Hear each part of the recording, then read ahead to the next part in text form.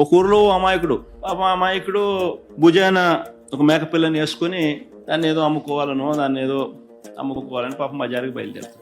ఇంట్లో నుంచి గడప దాటుతానే ఒకడొస్తాడు. ఒకడొచ్చి నీ కుక్క బలే బాగుంది అని అంటాడు.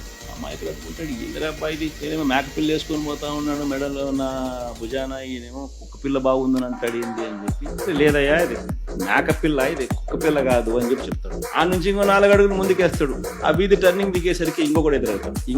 ఇంకోటి ఏమంటాడు, అరే నీ కుక్క పిల్ల చాలా తెల్లగా ఉంది, చాలా బాగుంది అంటాడు. ఎక్కడి నుంచి తెచ్చుకున్నావు అని.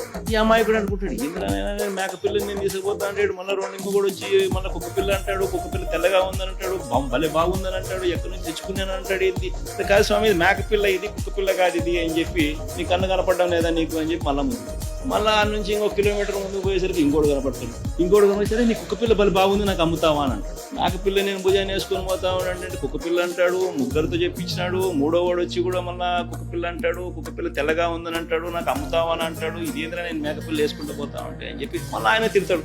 అలా 4 అడుగులు ముందుకేస్తాడు.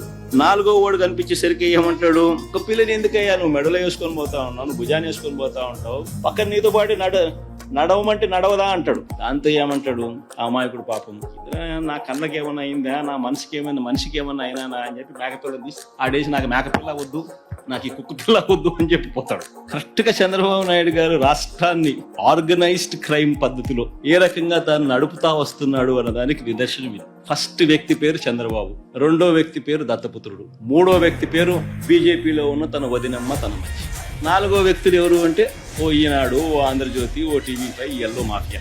రాష్ట్ర ప్రజలు ఆ అమాయకులు అయితే మేకపిల్లేమో మన రాష్ట్రం.